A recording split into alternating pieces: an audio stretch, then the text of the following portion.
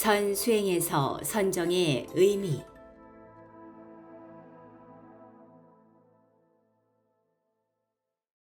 선정이란 비교적 전문적이고 심층적인 선수행을 뜻합니다. 깊고 깊은 선정, 즉 심심선경 또는 반야밀이라고도 합니다. 모두가 심심선경의 상태를 말합니다. 중국에서는 정의 경지, 즉 정경이라고도 합니다. 꾸준한 수행을 해야만 경험할 수 있죠. 인간의 뇌를 컴퓨터에 비유해 볼까요? 일반인들은 20년 전의 컴퓨터처럼 용량도 작고 반응도 느립니다. 20년이 지난 지금의 컴퓨터는 거의 모든 것을 처리할 수 있습니다. 영화를 보든 인터넷 검색을 하든 아주 빠르죠. 과거 20년 전의 일반 컴퓨터로는 왜 영화를 볼 수 없었을까요? 영화가 정상적으로 영화처럼 방영되던 시절, 컴퓨터는 종합적인 사양이 부족했습니다. 앞으로 10년, 20년 후 컴퓨터는 입체적인 3D로 사물을 볼 겁니다. 예전의 영화는 평면적이었습니다. 20년 후에는 직접 만질 수 있습니다. 들고 있는 무기가 진짜인지 가짜인지 만져보고 손으로 느끼고 냄새를 맡으며 입체적으로 느낄 수 있습니다. 이처럼 부처님은 이런 오랜 수행을 거쳐 컴퓨터처럼 천천히 업그레이드를 거듭하며 성불의 경지에 이르게 된 것입니다.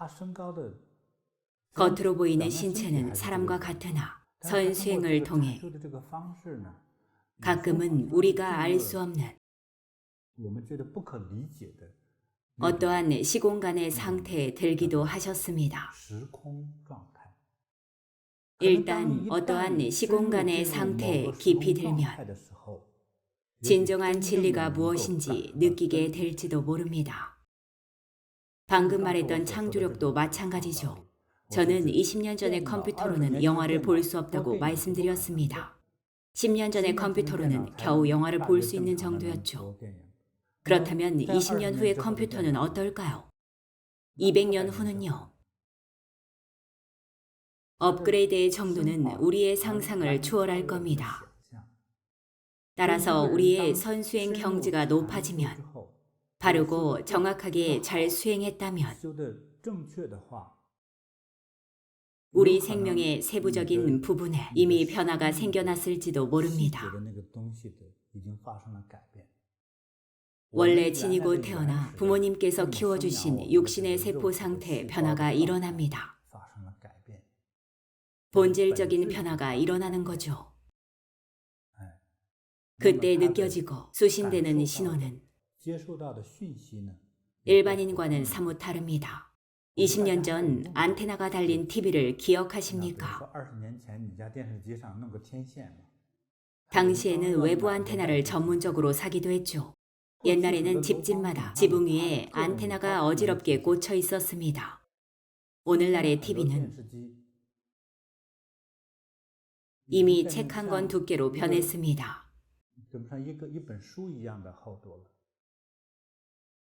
외부 안테나도 필요 없어졌습니다. 이미 신호가 아주 좋기 때문이죠. 말하지 않아도 아실 텐데 과학기술이 발전했으니까요. 우리가 어떤 새로운 물질이나 기술의 변화를 발견한 이후 아주 작은 물건, 뭐라고 할까요?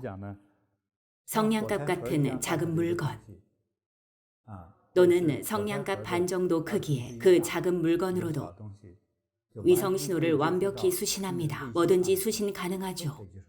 큰 안테나가 필요 없습니다. 질과 에너지의 변화가 생겼습니다. 부처님은 인간의 형상을 하셨지만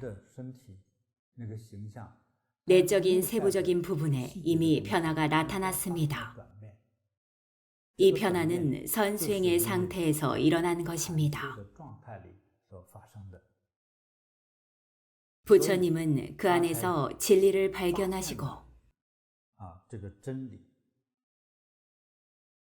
아주 강력한 지혜와 능력을 갖추게 되신 것입니다. 따라서 부처님이 자주 가신 곳이나 머무신 곳에서는 많은 이들의 병이 나았습니다. 경전에도 기록되어 있죠. 다리가 아픈 자는 다리가 나 멀쩡히 길을 걷고, 벙어리가 말을 하고, 귀머거리가 듣게 되었습니다. 부처님의 법력은 필연적인 것으로서 더 높은 지혜뿐 아니라 법력 역시 함께 존재했던 겁니다.